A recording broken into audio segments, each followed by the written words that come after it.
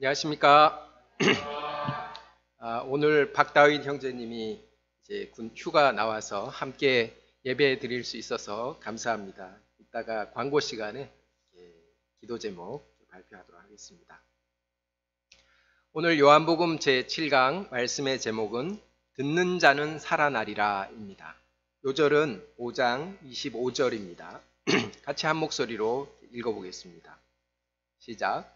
진실로 진실로 너희에게 이르노니 죽은 자들이 하나님의 아들의 음성을 들을 때가 오나니 곧 이때라. 듣는 자는 살아나리라. 하나님 아버지, 이 시간 저희들 예배 가운데 나오게 하셔서 감사합니다. 이 시간 신령과 진정으로 예배 드리는 시간이 되게 하여 주시고 하나님의 우리 각자에게 하시는 세미한 음성을 듣는 귀한 시간이 되게 하여 주시옵소서. 예수님 이름으로 기도했습니다. 아멘.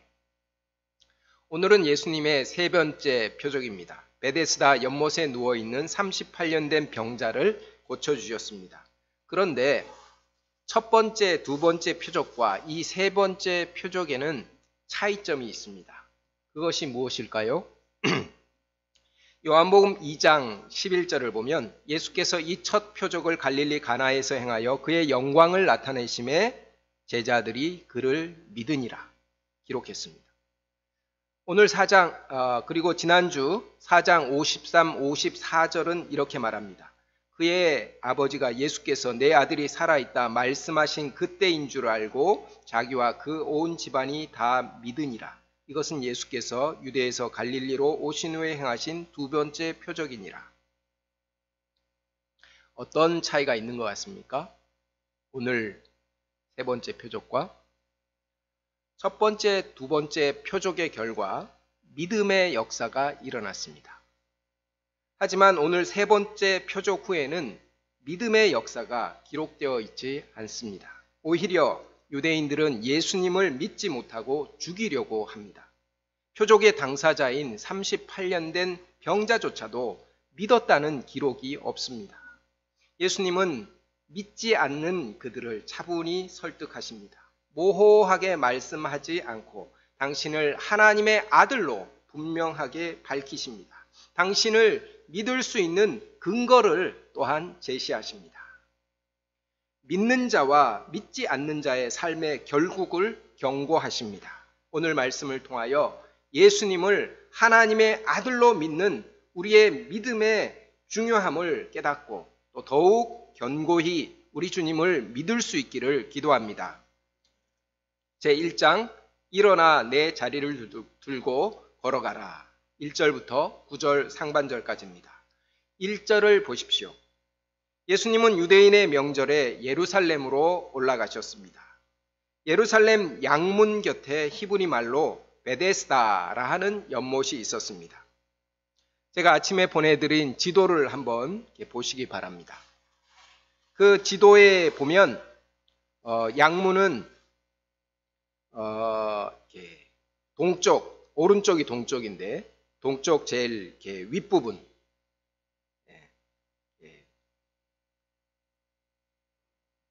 네, 저기 지도가 나오는데 한번 보시죠. 네, 성전이 보이는데 저희 겟세마네 동산 이렇게 써 있는 부분 있죠. 성전 오른쪽 모서리 부분 저쪽이 양문입니다. 그리고 거기에 베데스다 연못이 이렇게 있습니다. 그 고고학적 발굴에 의하면 베데스다 연못은 폭이 60m, 길이가 100m, 축구장 정도 넓이가 되는 것 같습니다. 꽤 큰 연못이었습니다.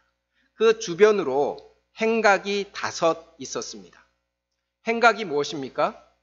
행각은 벽이 없는 그런 건축물입니다. 지붕과 기둥으로만 이루어져 있습니다. 서양의 행각은 직사각형으로 길게 연결되어 있습니다. 뜨거운 햇볕을 차단하고 그늘을 제공합니다. 통로로 이용되거나 또 이곳에서 랍비들이 제자들을 가르쳤습니다. 이에 비해서 동양의 연못 주변에도 행각이 있습니다. 그걸 주로 정자라고 하는데 원형이나 또는 정사각형입니다. 그곳에서 휴식과 또 담소를 나누고 때로는 로맨스의 장소로도 이용됩니다. 그런데 베데스다 연못의 행각 안에는 누가 있었습니까? 3절을 보면 그 안에 많은 병자, 맹인, 다리 저는 사람, 혈기 마른 사람들이 누워 있었습니다. 불치병 환자, 장애인들로 가득했습니다. 지난주 4월 20일은 무슨 날입니까? 4월 20일. 예, 장애인의 날이었습니다. 원래 그 재활의 날이라고 했었는데 1981년부터 장애인의 날로 국가진영 기념일이 되었습니다. 왜 4월 달에 장애인의 날을 정했을까요? 장애인의 재활 의지를 북돋운다는 의미로 또 모든 만물이 소생하는 계절인 4월로 정했다고 합니다. 또 하필이면 왜 20일입니까? 다른 날과 겹치지 않도록 그냥 20일로 정했다고 합니다. 베데스다 연못에 많은 병자가 모여있는 이유는 장애인의 날 행사 때문이 아닙니다. 천사가 가끔 못에 내려와 물을 움직이게 하는데 그때 가장 먼저 들어가는 자는 어떤 병에 걸렸든지 낫게 되기 때문이었습니다. 희망이 없는 불치병자에게 이곳은 나을 수 있다는 유일한 희망이 있는 곳이었습니다. 그래서 그곳 이름이 베데스다, 자비의 집입니다. 하지만 그 자비는 일종의 희망 고문과 같았습니다. 언제 물이 동할지 알 수 없고 물이 동해도 제일 먼저 들어가야 하기 때문입니다. 이 때문에 그곳에 모인 환자들은 치열한 경쟁을 피할 수 없습니다. 평소에 아무리 친하게 지내도 물만 동하면 아주 피 터지게 싸웠습니다. 먼저 들어가기 좋은 자리는 절대로 양보하지 않았습니다. 이곳은 자비의 집이 아니라 무자비의 집, 잔인한 집입니다. 우리가 살고 있는 이 세상은 자비의 집일까요? 최근에 어떤 직장인이 2억 원을 암호화폐에 투자했는데 그곳으로 400억 원을 벌었고 그래서 퇴사를 했다고 합니다. 그런 뉴스가 나왔어요. 그 직원은 아마 삼성전자 직원이었을 것이다. 또 이런 말도 있고요. 그는 비트코인에 물이 동할 때 제일 먼저 들어가서 돈벼락을 맞았습니다. 이 소식을 접한 회사원들은 일이 손에 잡히지 않는다고 합니다. 사람들은 저마다 여기 부동산에 물이 동한다. 저기 주식에 물이 동한다. 여기가 로또 명당이야. 하면서 우르르 이렇게 몰려다닙니다. 하지만 성공하는 사람은 정말 한 사람밖에 없습니다. 왜 항상 나는 물만 먹고 나오는 거지? 절망합니다. 그래서 이 성공 신화라는 것은 다른 사람에게는 잔인한 희망 고문이 됩니다. 5절과 6절을 읽어보겠습니다. 시작. 거기 38해 된 병자가 있더라. 예수께서 그 누운 것을 보시고 병이 벌써 오래된 줄 아시고 이르시되 내가 낫고자 하느냐. 거기에 38년 된 병자가 있었습니다. 예수님은 그가 누운 것을 보시고 병이 벌써 오래된 줄 아셨습니다. 딱 보면 오래된 병자의 포스가 딱 느껴졌습니다. 그가 무슨 병에 걸렸는지, 언제 그곳에 왔는지 정확히 알 수는 없습니다. 하지만 글의 뉘앙스를 이렇게 살펴보면 38년 동안 그곳에 있었던 것 같습니다. 어쨌든 그는 베데스다 연못의 대선배였습니다. 다른 병자들이 나아서 그곳을 떠날 때 그에게 작별 인사를 했습니다. 선배님도 좋은 날이 올 겁니다.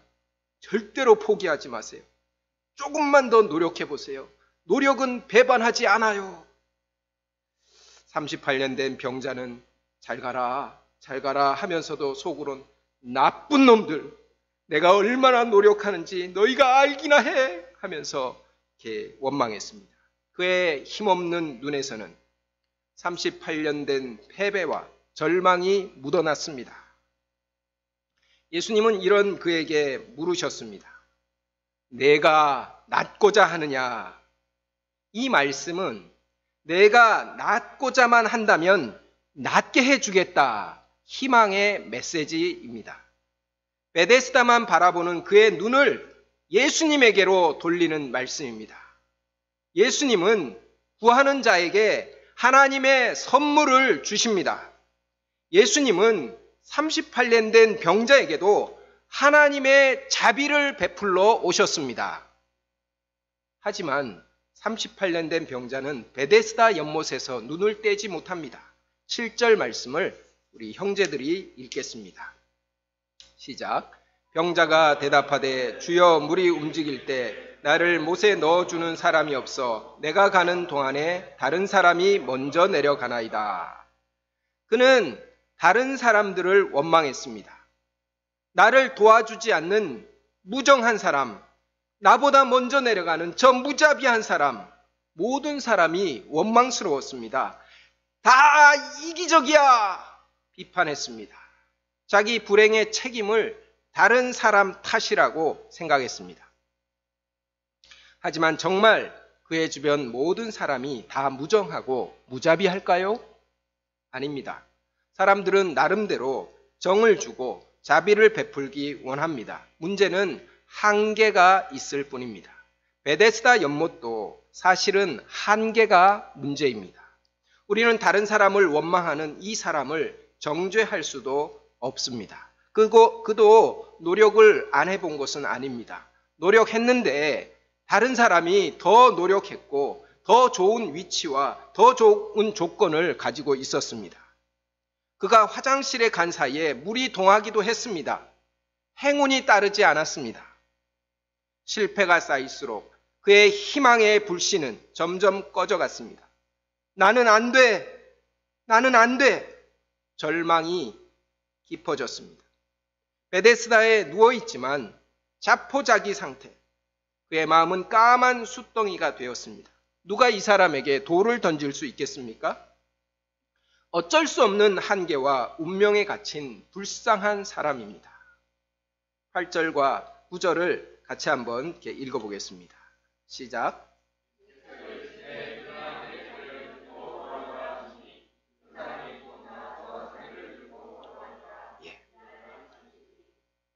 예수님의 음성이 그에게 임했습니다. 일어나 내 자리를 들고 걸어가라. 창조주 하나님의 음성이 그에게 임했습니다. 그러자 그 사람이 즉시 나아서 자리를 들고 걸어갔습니다. 예수님의 권능이 죽은 자와 방불하던 그를 일으켜 세웠습니다. 예수님의 음성이 임하면 누구든지 절망과 자포자기와 운명의 자리를 들고 일어나 당당히 걸어갈 수 있습니다. 예수님은 이 땅에 오신 진정한 베데스다이십니다. 베데스다는 우리 사회의 축소판입니다. 세상의 베데스다는 정말 치열한 경쟁 속에서 사람을 더욱 병들게 합니다. 절망과 패배감, 원망과 불평에 사로잡히게 합니다. 곳간에서 인심이 난다, 이런 말이 있습니다. 이 말처럼 정말 풍성한 에덴 동산이라면 그렇게 되지 않을 것입니다. 사람들이 대한민국을 헬조선이라고 느끼는 이유가 무엇입니까? 치열한 경쟁이 이곳에 있기 때문입니다. 하지 말라는 땅 투기를 하고 주식과 비트코인에 영끌한다 하는 그런 이유가 무엇입니까? 자원이 부족하기 때문입니다. 좋은 대학, 좋은 직장, 직장 안에서도 좋은 자리는 제한적입니다. 그래서 이 피라미드 사회 구조에서 벗어날 수 없습니다. 이것이 낙원을 상실한 우리 사회의 잔인한 현실입니다. 어떻게 이러한 현실에서 벗어날 수 있을까요? 우리 힘으로는 불가능합니다. 오직 예수님으로서만 가능합니다. 그래서 예수님이 베데스다에 찾아오셨습니다. 우리를 패배와 절망과 불행으로 빠뜨린 그 베데스다에서 끄집어내려고 오셨습니다. 네가 낫고자 하느냐? 우리의 눈을 들어 예수님을 바라보게 하십니다. 일어나 내 자리를 들고 걸어가라. 말씀의 권능이 우리를 치유합니다. 예수님 안에서 힘차게 걸어가는 자립적인 인생이 되게 하십니다. 예수님이 우리의 진정한 자비의 집이심을 믿습니다. 신라곤의 세상에서 치열하게 경쟁하며 절망하며 누워있는 우리에게 하나님의 자비를 베푸시는 우리 주님께 감사와 찬송을 드립니다. 제2장 듣는 자는 살아나리라. 9절 하반절부터 47절까지입니다. 예수님이 38년 된 병자를 낫게 하신 날은 안식일이었습니다. 유대인들은 병 나은 사람이 자리를 들고 신나게 걸어가는 것을 보고 붙잡았습니다. 야, 이리 와봐. 안식일인데 내가 자리를 들고 가는 것이 옳지 않다. 그는 대답합니다. 아니, 나를 낫게 한 그가 자리를 들고 걸어가라 하셨어요. 유대인들은 38년 된 이 병자가 나은 것에는 전혀 관심이 없었습니다. 오직 안식일법을 어기게 한 그 사람이 누구인지 그를 잡으려고 혈안이 되었습니다. 고침을 받은 사람은 자신을 고쳐준 사람이 누구인지 몰랐습니다. 그 후에 예수님이 성전에서 이 사람을 만났습니다. 14절을 보십시오. 내가 나았으니 더 심한 것이 생기지 않게 다시는 죄를 범하지 말라. 병에서 고침을 받은 것보다 중요한 것은 죄를 범하지 않는 것입니다. 하나님과 바른 관계 속에 경건하게 살아가는 것입니다. 죄와 싸우지 않으면 이전보다 더욱 비참해질 수 있습니다. 건강하게 됐으니 이때까지 짓지 않은 죄를 마음껏 지어보자 하면서 더 큰 죄를 막 짓다가 구원받지 못하는 더 심각한 결과를 초래하게 됩니다. 예수님은 그가 구원에 이르는 온전한 삶을 살 수 있도록 도와주셨습니다. 고침을 받은 사람은 정말 감사합니다. 내가 주님을 믿습니다. 이렇게 감사해야 했습니다. 하지만 그는 그 길로 유대인들에게 달려가서 나를 고친 사람은 예수예요 라고 고발했습니다. 은혜를 어떻게 보면 원수로 갚은 것입니다. 예수님께 은혜를 받는 것보다 중요한 것은 그 은혜를 어떻게 감당하느냐입니다. 그 은혜를 잘 감당하지 않으면 병에서 나았더라도 예수님과 바른 관계성을 맺지 못하고 구원을 받지 못하는 그 비참한 지경에 이르게 됩니다. 16절과 17절을 보십시오. 유대인들이 안식일법을 어겼다고 예수님을 박해하기 시작했습니다. 예수님은 그들에게 답변하십니다. 내 아버지께서 이제까지 일하시니 나도 일한다. 그러자 유대인들이 더욱 발끈했습니다. 18절을 보십시오. 유대인들이 이로 말미암아 더욱 예수를 죽이고자 하니 이는 안식일을 범할 뿐만 아니라 하나님을 자기의 친아버지라 하여 자기를 하나님과 동등으로 삼으심이라. 예수님은 하나님을 내 아버지라고 부르셨습니다. 당신을 하나님의 아들이라고 소개하셨습니다. 예수님은 하나님 아버지와 동등하신 성자 하나님이십니다.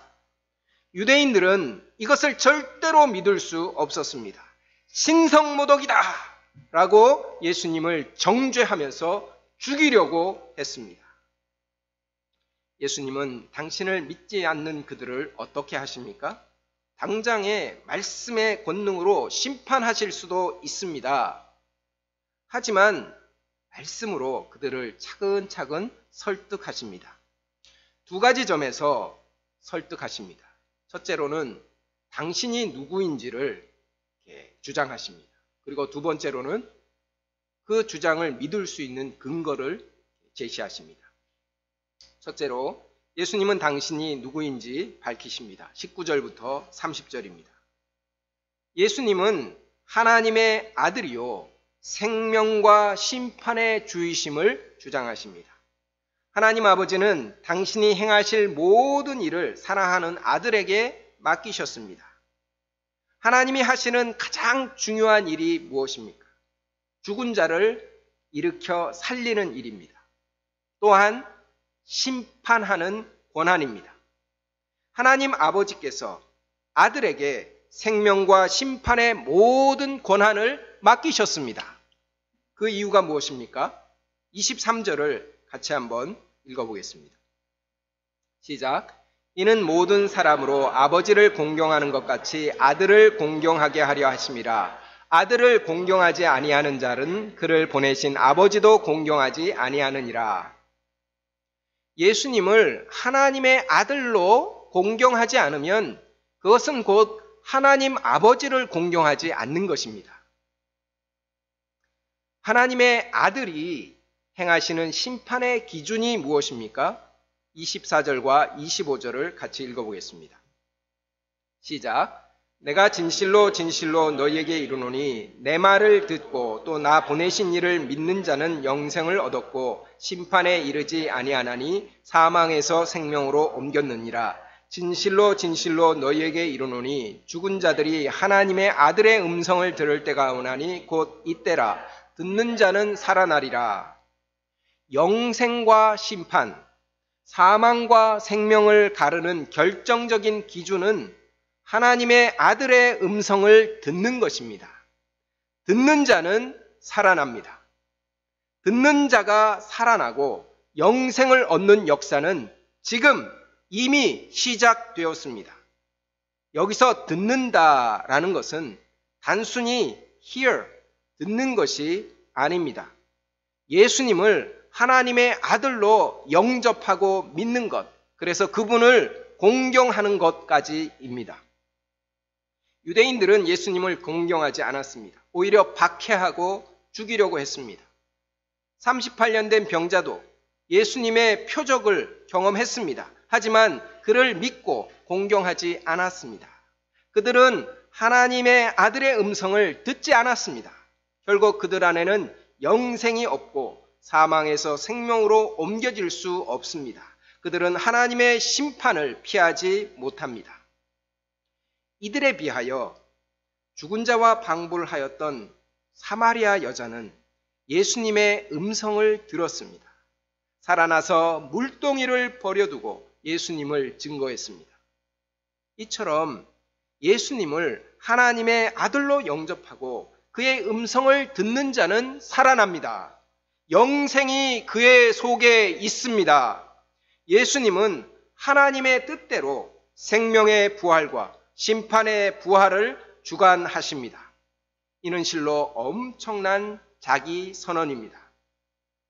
우리는 예수님이 생명과 심판을 주관하시는 하나님과 동등하신 하나님의 아들이심을 믿습니다. 둘째로 예수님은 당신을 믿을 수 있는 근거를 제시하십니다. 31절부터 39절입니다. 31절을 보십시오. 내가 만일 나를 위하여 증언하면 내 증언은 참되지 아니하되. 우리 이단 교주들을 한번 생각해 보십시오. 이단 교주들은 내가 그리스도다, 내가 하나님이다 주장합니다. 이러한 주장은 누구든지 자유롭게 할 수 있습니다. 우리 성마태 목사님이 내가 그리스도야 라고 주장할 수 있습니다. 자유롭게. 근데 그것이 참인지 아닌지 그게 중요합니다. 예수님은 당신을 하나님의 아들이라고 분명하게 증언하셨습니다. 장차 생명의 부활과 심판의 부활을 주관하는 생명과 심판의 주관자 되심을 증언하셨습니다. 이 증언이 참이라고 진실이라고 어떻게 믿을 수 있습니까? 예수님은 4가지 근거를 제시하십니다.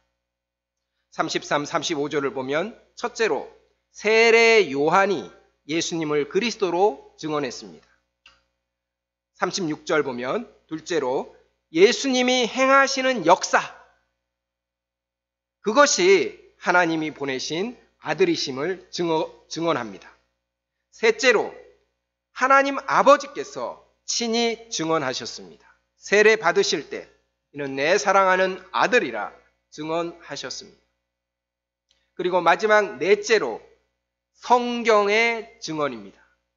성경이 예수님을 그리스도로 증언했습니다. 오늘날 성령 하나님은 성경을 통하여서 우리로 예수님을 그리스도로 믿고 영접하게 하는 역사를 이루고 계십니다.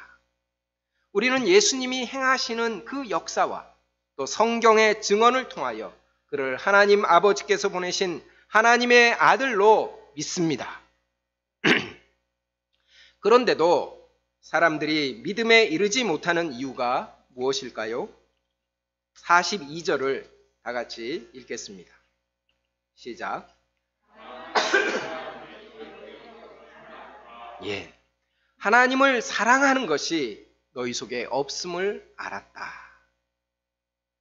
예수님을 믿느냐 안 믿느냐를 결정하는 것은 하나님에 대한 사랑입니다. 하나님을 사랑하지 않는 사람은 그의 아들 우리 주 예수 그리스도를 믿을 수 없습니다. 믿지 않는 자들이 사랑하는 것이 그럼 무엇입니까? 44절을 보십시오.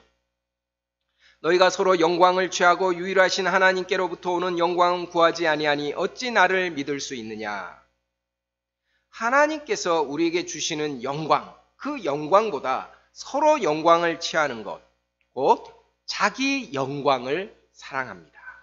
자기 영광을 사랑하는 사람은 하나님을 사랑할 수 없습니다. 그 사람은 예수님을 믿을 수도 없습니다. 사람들이 하는 그 한마디 말도 우리 인생을 변화시키는 그런 힘이 있습니다.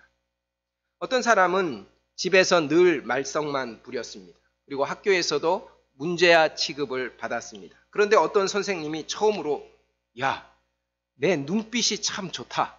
이런 말을 들었습니다. 처음으로 칭찬을 들었습니다. 그 뒤로 아이의 태도가 완전히 달라졌다고 합니다. 또 어떤 분은 중학교 때 도서부원이었다고 합니다. 점심시간에 도서실에 갔는데 한 선배가 장난을 쳤습니다. 물컵에다가 그 하얀색 전선을 막 뭉쳐 말아갖고 내밀면서 야, 국수 먹어라 라고 이렇게 내밀었습니다. 그러니까 이 사람이 에이, 전깃줄이잖아. 내가 속을 줄 알고 하면서 거절했습니다. 그러자 그 선배가 야, 그럴 때는 속아 주는 거야. 그래야 재밌잖아. 이렇게 말했습니다. 그 사람은 완벽주의 성향이 있었는데 그 말에 좀 충격을 받았습니다. 깨달음을 얻었습니다. 알면서도 속아주는 척 하는 것, 융통성이라는 것을 그때 배웠다고 합니다. 최주봉이라는 연극 배우는 어머니에게 너가 연극을 한다니 지나가는 개가 웃겠다. 이런 말을 이 핀잔을 이렇게 들었습니다. 그래서 풀이 주고 이렇게 다녔습니다. 그러다 어떤 연극을 보았는데 큰 점이 있다고 놀림받던 사람이 성공해서 고향에 돌아왔습니다. 우린 그것을 금이환향이라고 하지 않습니까? 이 점 아무것도 아닙니다. 아무것도 아니에요. 그 말을 이 최주봉 씨가 들었을 때 용기를 얻었습니다. 그래서 그때부터 열심히 노력해갖고 배우가 되었다고 합니다. 이처럼 사람의 말에는 인생에 대한 가치관, 태도, 자세 등을 변화시키는 그런 힘이 있습니다. 하물며 하나님의 아들의 말에는 얼마나 엄청난 힘이 있겠습니까? 인생의 작은 변화 정도가 아닙니다. 인생 자체를 송두리째 탈바꿈 시킵니다. 하나님 아들의 음성을 듣는 자는 살아납니다. 영원한 생명을 얻습니다. 사망에서 생명으로 옮겨지고 하나님의 심판대에 서지 않습니다. 여러분은 누구의 말을 들으며 살고 계십니까? 하나님의 아들, 우리 주 예수 그리스도께서 우리를 사망에서 생명의 세계로 인도하신 것을 감사하고 찬양합니다. 우리를 심판하지 않고 예수 그리스도 안에서 영생을 얻게 하신 하나님께 감사와 찬송을 드립니다. 기도하겠습니다. 하나님 아버지, 듣는 자는 살아나리라 귀한 말씀을 주셔서 감사합니다. 우리 주 예수 그리스도는 하나님의 아들이시오. 이 예수님께서 사망과 생명을 주관하시고 영생과 심판을 주관하시는 하나님의 아들이십니다. 저희가 이 예수님의 음성을 들으며 살게 하시고 또 이 예수님 안에서 영원한 생명을 얻은 것, 이제는 심판받지 않는다는 것을 확신하며 살 수 있도록 도와주시옵소서. 이 예수님의 음성을 들으며 자립적인 인생을 살아갈 수 있도록 도와주옵시기를 간절하게 기도합니다. 예수님 이름으로 기도했습니다. 아멘.